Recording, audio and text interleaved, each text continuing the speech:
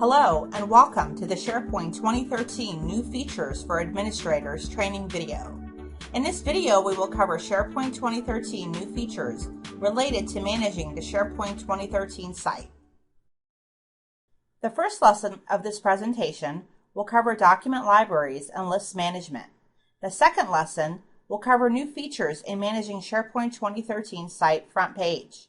In the final lesson, we will talk about changes in SharePoint 2013 permissions management.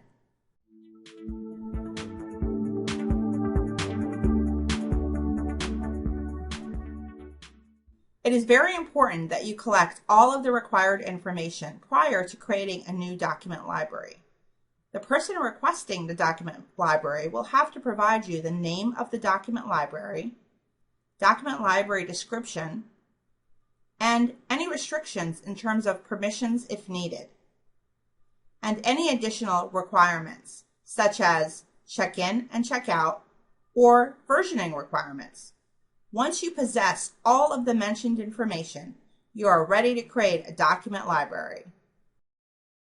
In SharePoint 2010, we used to have a Site Actions button, which gave us an access to all of the system functions. In SharePoint 2013, the button was moved to the right top corner and changed to the icon that looks like a gear. The button was also renamed to Settings.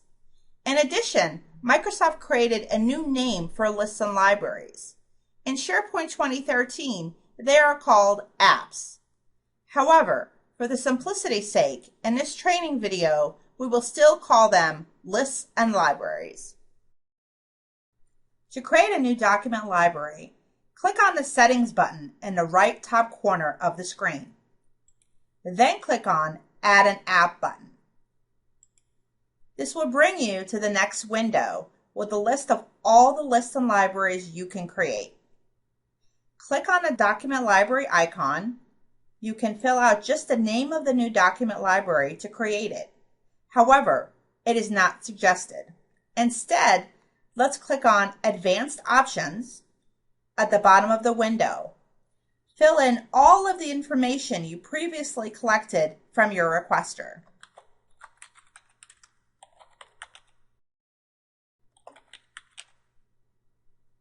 Click Create when you are done.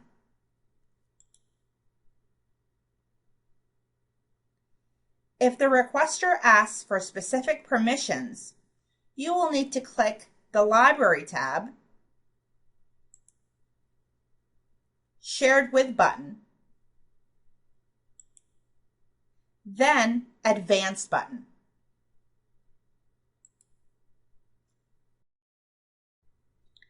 If you need to adjust the check-in, check-out, and versioning features, click on the Library tab, then Library Settings. Finally, click on Versioning Settings.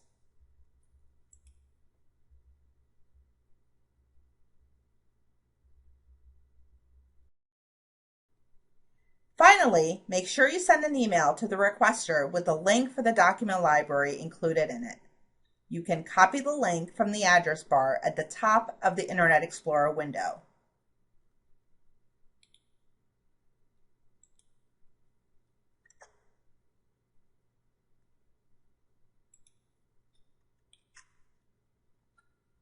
The email will inform the requester that the document library is ready for use. Before you delete an unneeded document library, you need to go through the proper retirement process. It is important to give at least one calendar month for this process. Let's take a look at the process steps. When you decide to delete a document library, you first need to send out an email to anyone in your team who may use it. In this email, you will need to inform the users about deletion. If there are any files that users may need in the future that are currently stored in this document library, instruct users to back them up to either another SharePoint document library or a network drive such as the H drive. Finally, inform the users what will be the date when you will delete the document library. Give users 2 weeks for this process. After 2 weeks, you will need to send out another email reminding them of the deletion and steps they have to take. Give users another week for that. You will send a final email 1 week prior to deletion with the same instructions.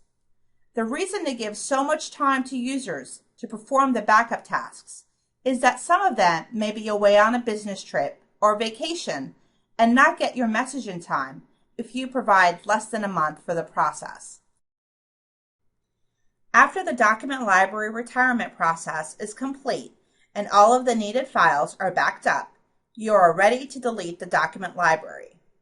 Navigate to the desired library, click on the Library tab, then Library Settings. Click on the Delete this document library, and then click OK to confirm the deletion.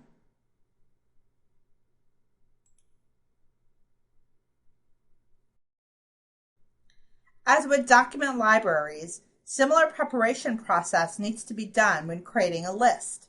Make sure your requester provides you with the name of the list, list description, and any restrictions in terms of permissions if needed.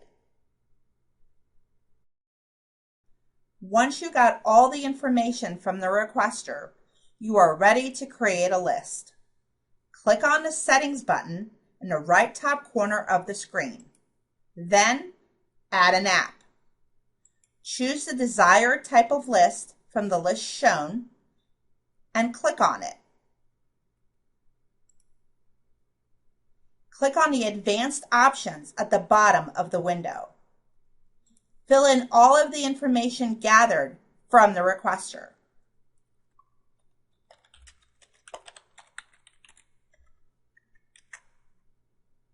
Click Create when done. To adjust any permissions for the list, if it was asked, click on the second tab. The tabs may be called differently depending on the type of list you are creating. Then click List Settings. In the middle of the column, choose Permissions for this list.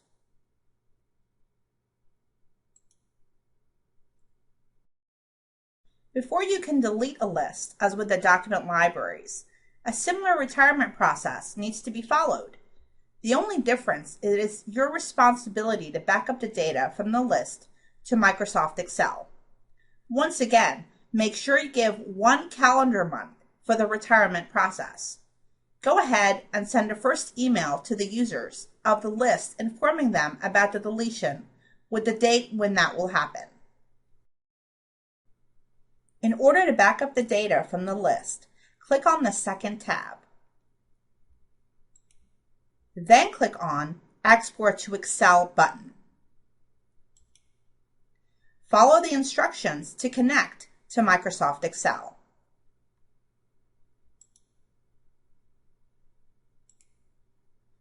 Don't forget to save the file when you are done. After 2 weeks, send another email to users warning them about the deletion with a deletion date in it. Give 1 week for that email to reach the audience. Final email will need to be sent 1 week before the deletion with the same information in it. To delete a list, navigate to it. Then click on the second tab. Then click on List Settings. In the middle column, click on Delete this list. And then click OK to confirm the deletion.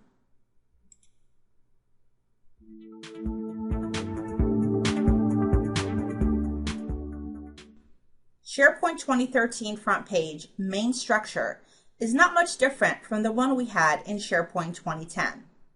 The page still consists of 3 main areas. The top area consists of the ribbon, breadcrumb trail, your account, and search window. As we have mentioned before, Site Actions button has been renamed to Settings and moved to the right top of the screen. A nifty new feature has been introduced called Focus on Content, which allows you to collapse the ribbon area and maximize your screen.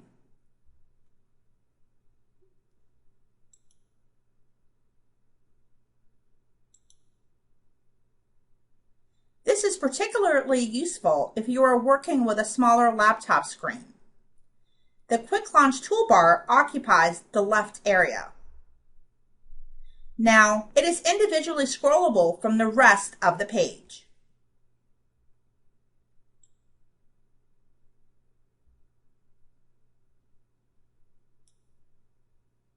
The categories are in bold and indented to the left. Individual members of the category are indented to the right. Quick Launch is also fully adjustable. We will explain the configuration of the Quick Launch toolbar later. Most differences are going to be seen in the main area. The area consists of text, which can be placed anywhere on the page, picture, which can be changed or deleted, and web parts, which operate in a similar fashion to SharePoint 2010. In order to start editing front page, you can click on the Edit button in the top right corner of the screen. Alternatively, you can click on the Settings button and then click Edit Page. Once you have entered the editing mode, you can edit the page as you wish. Let's start with web parts. To delete an unneeded web part, simply hover over it. Then click on the drop-down arrow at the top right corner of the web part. Choose Delete. Don't worry if you notice Delete permanently in the confirmation window. You will still be able to add the web part back if you desire. Click OK to confirm the deletion. To add new web parts to the SharePoint front page, while in the editing mode, click on Insert tab, then Add Part button. Before you choose a web part from the list, make sure you click in the area of the page where you would like this web part to be added. Otherwise, it may be added in a different area, and you may have to rearrange web parts afterwards. Select the web part you would like to add. Notice the description to the right to identify its purpose. Then click Add button. If you would like to add more than one web part to the front page, you will have to repeat the process for each web part. There will be times when, as an administrator, you will have to adjust web part options. Examples would include changing web part name, adjusting the columns in web part, or even restricting the web part to be visible only to specific users. To adjust web part options while in the editing mode, hover over the web part, then click on the down arrow in the right top corner of the web part. Choose Edit Web Part. A tool with web art options will appear on the right side of the screen. In some cases, the toolbar may not be visible because you will need to use the scroll bar at the bottom to see the right side of the screen.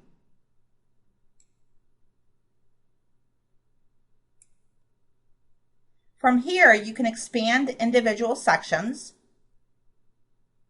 for the options and adjust them as needed.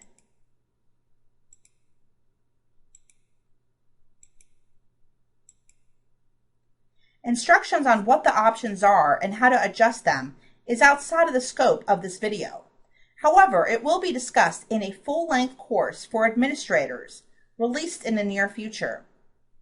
When you are done adjusting the web part settings, click on OK at the bottom of the toolbar.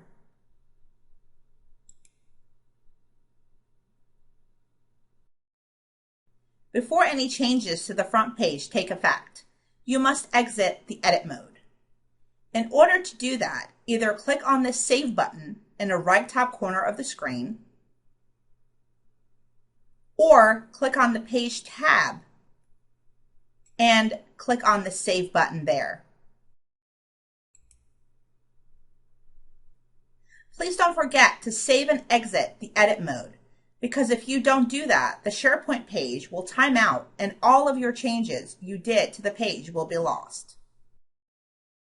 Adjusting Quick Launch Toolbar is imperative to proper SharePoint site usage by your colleagues.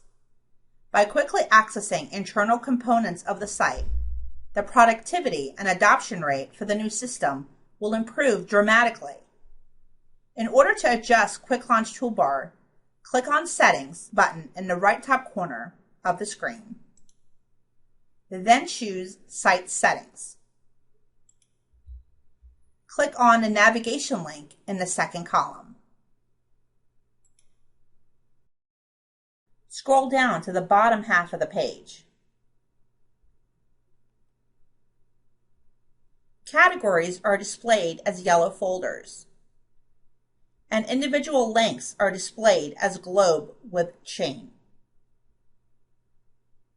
Before you begin, make sure you set up all of the new categories and links under Current Navigation section. To add a new category, click on the Current Navigation section. It will highlight in gray.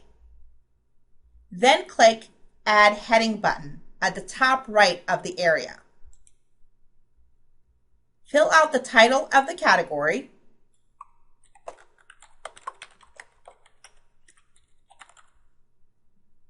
ignore the rest of the settings for now and click OK when done.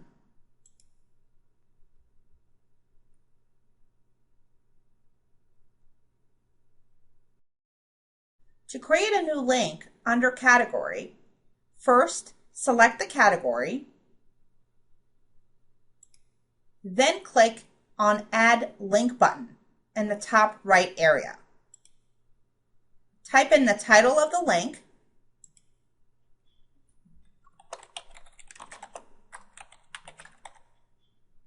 click on the Browse button under a URL area and choose the area such as a document library or a list where you would like this link to point to.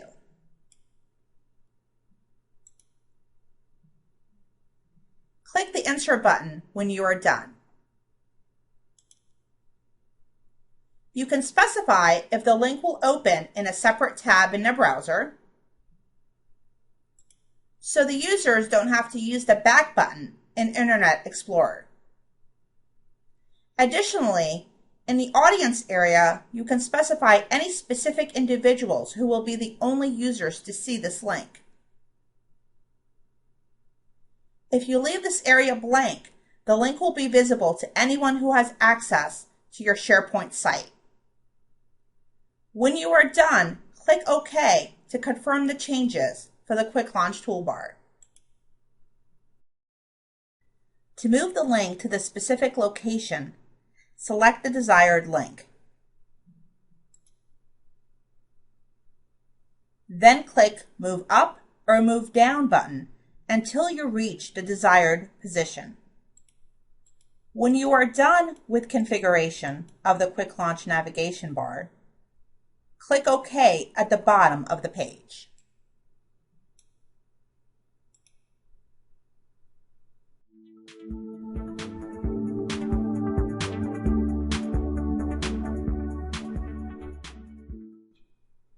There are some changes in accessing permissions in SharePoint 2013. Let's discuss how to do that at three main levels: file level, library or list level, and finally, a site level. In order to access permissions for a file, first navigate to the desired file. Then click on the ellipsis to the right of its name. click on the second ellipsis in the preview window, then choose Shared With. This will bring up a window showing you all of the people who currently have access to the file. However, it doesn't give you a full flexibility to see and modify the permissions. In order to see a full interface with permissions, click on Advanced. In order to access permissions for a document library, navigate to the desired library. Then click on the Library tab at the top. Then choose Shared With button. Similar window appears showing you who currently has access to the document library.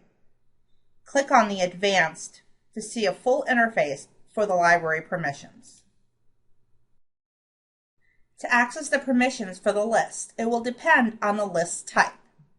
If it is a custom list for which you are trying to adjust the permissions, then navigate to the Custom List. Next, click on the List tab at the top and choose Shared With button. A familiar window will appear with a list of people who have access to the custom list. Click on Advance to see a full interface for the library permissions. Some of the lists may not have Shared With button. For example, to access the permissions for a calendar, click on the Calendar tab at the top. Then choose List Settings button. Then click on Permissions for this list to see a full interface for calendar's permissions. To access permissions for the whole site, navigate to the desired site. Then click on the Settings gear button at the right top corner of the screen.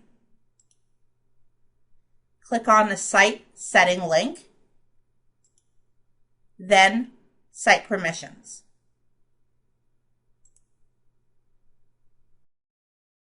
Permissions environment is very similar in the way it looks for all three levels: the file, library, and site.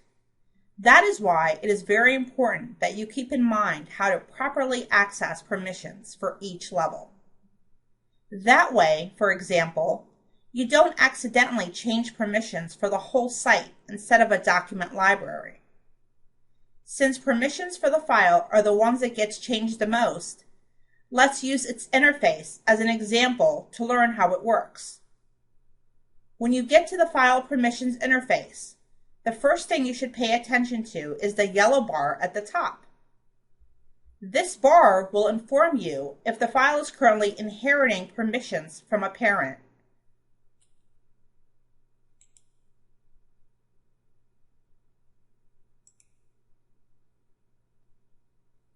Or already an individual entity broken off from permission inheritance. Please remember that in order to change any permissions in all three levels of subjects, you will need to break the permission inheritance by clicking on Stop Inheriting Permissions button.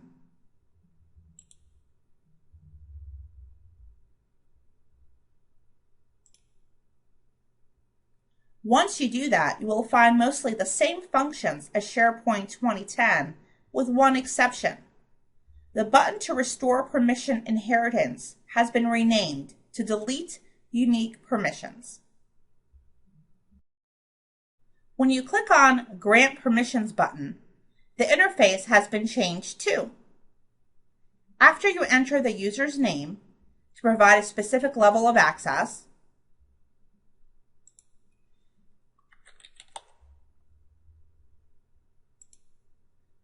you will need to click on Show Options button, then choose a particular level desired. Click Share when done. Editing and removing permission options have been changed.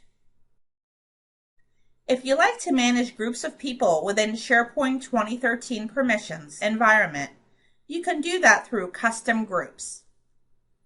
Also, if such group is added to several locations, and someone joins or leaves the group, all you have to do is adjust the group membership.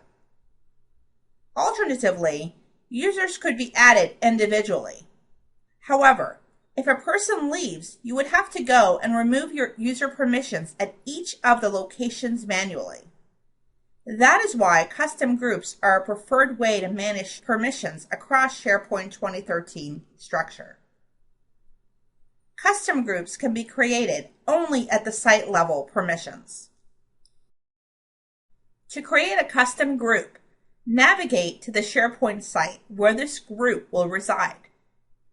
Click on the Settings gear in the right top corner of the screen. Then choose Site Settings. Click on Site Permissions in the first column. Then click on Create Group at the top left corner. Fill out all the necessary information.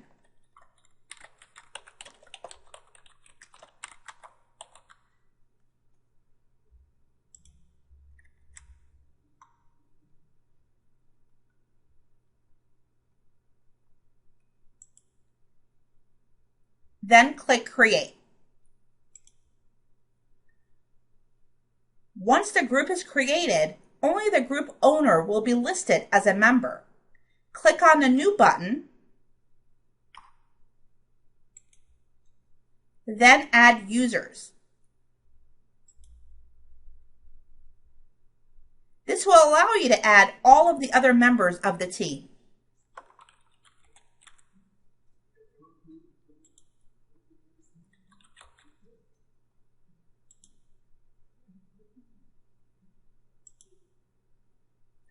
From there on, you will be able to utilize the group in a SharePoint site as you wish.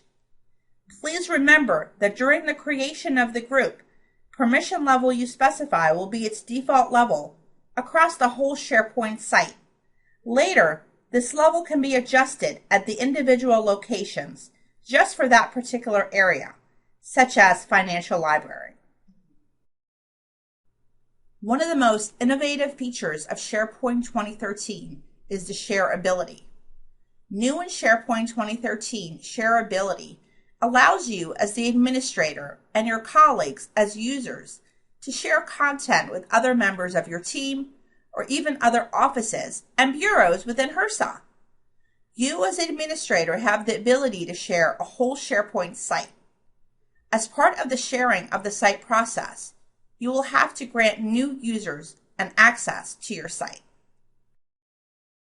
Let's take a look at how this works. When you would like to share a site with someone outside of your team, navigate to the SharePoint site you would like to share.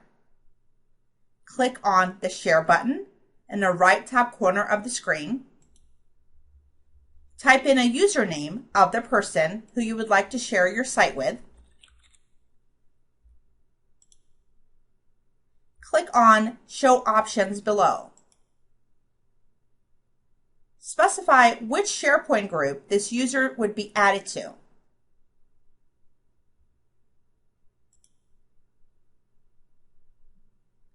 By including this person in one of the SharePoint groups, this user will automatically inherit permission assigned to that group and will gain access to all of the locations where this group has access. Click Share when done. Don't forget to update your permissions book to reflect the addition to your site settings. Regular users can also share content with others inside or outside of their office or bureau. If someone in your office or bureau would like to share a file, they will navigate to this file.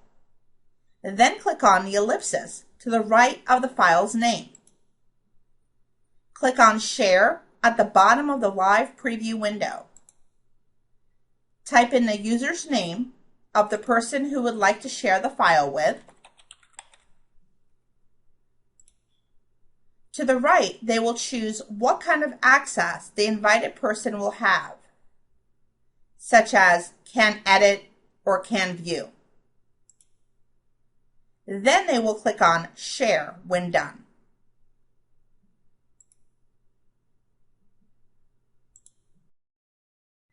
Since share features modify as follow permissions, it is imperative that your colleagues inform you when they shared the file with someone outside of your office or bureau. You, in turn, will have to update the permissions book to reflect the update in the permissions change. If the file was shared with someone inside of your office or bureau, they don't need to inform you of this action because the invited person already has access to this file and no permissions were changed in the sharing process. This concludes our SharePoint 2013 New Features for Administrators video. Please keep checking the LMS training schedule to see when new SharePoint 2013 instructor-led classes will be offered. Also, by following the link below, you can request for additional assistance. Thank you for watching, and please don't hesitate to contact us if you have any questions or comments.